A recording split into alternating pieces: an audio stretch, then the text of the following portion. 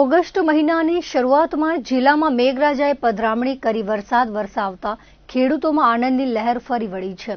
લાંબા સમયની રાહ જોયા બાદ હવે કચ્છના ખેડૂતો ઉત્સાહભેર વાવણીના કાર્ય તરફ આગળ વધી રહ્યા છે અને ખેતરોમાં પ્રવૃત્તિઓ ધમધમી ઉઠી છે।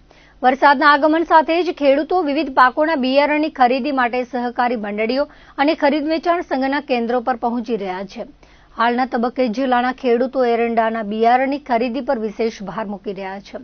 કચ્છના આબોહવા અને વિસ્તારના હિસાબે એરંડાનો પાક ખેડૂતો માટે અત્યંત સાનુકૂળ અને લાભદાયી સાબિત થતો હોય છે। શરૂઆતમાં થોડો વરસાદ ખેંચાઈ ગયા બાદ અને પાછળથી પડેલા વરસાદને કારણે કચ્છની પરિસ્થિતિમાં એરંડા જ સૌથી ઉત્તમ પાક ગણાય છે। ઓછી મહેનતે અને ઓછા પાણીએ સારું એવું ઉત્પાદન મેળવી શકાતું હોવાથી ખેડૂતો એરંડાની ખેતીને વધુ પસંદ કરી રહ્યા છે।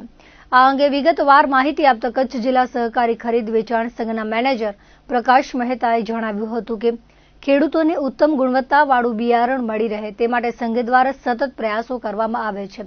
સંઘ છેલ્લા 20 વર્ષથી ગુજરાત રાજ્ય બીજ નિગમ, Gujarat state cooperative marketing federation અને દાંતીવાડા બિયારણના વિવિધ ગુણવત્તાવાળા એરંડાના બિયારણ જેવા કે 2 નંબર, 7 નંબર, 4 નંબર અને અન્ય તમામ પ્રકારના બિયારણોનું વિતરણ કરી રહ્યું છે।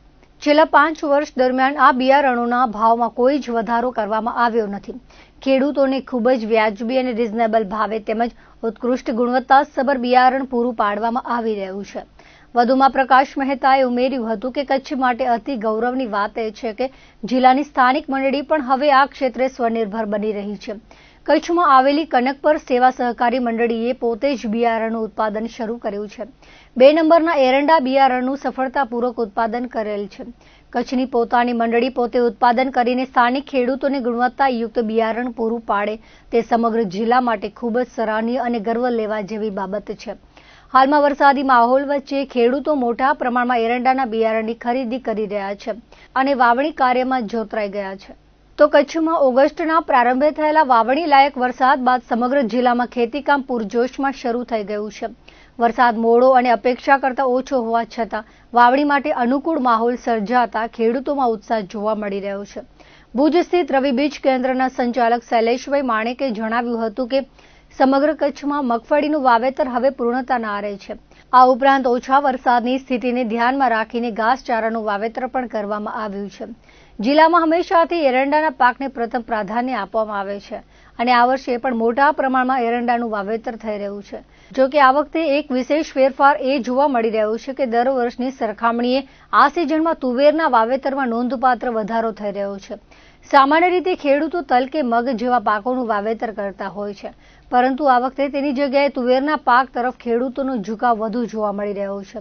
બિયારણ પુરવઠા વિશે માહિતી આપતા શૈલેષભાઈએ ઉમેર્યું હતું કે મહારાષ્ટ્ર, આંધ્રપ્રદેશ તેમજ ગુજરાતની સ્થાનિક કંપનીઓના બિયારણો મુખ્યત્વે અમદાવાદ અને રાજકોટ જેવા મોટા સેન્ટરો તેમજ ગોડાઉનોમાંથી કચ્છમાં સપ્લાય કરવામાં આવે છે।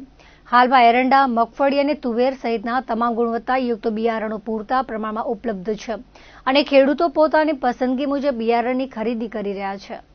અત્યારે આપ જોઈ રહ્યા છો કે જે ખેડૂતોને આવ્યા છે એ એરંડાના બિયારણની ખરીદી માટે આવેલા છે।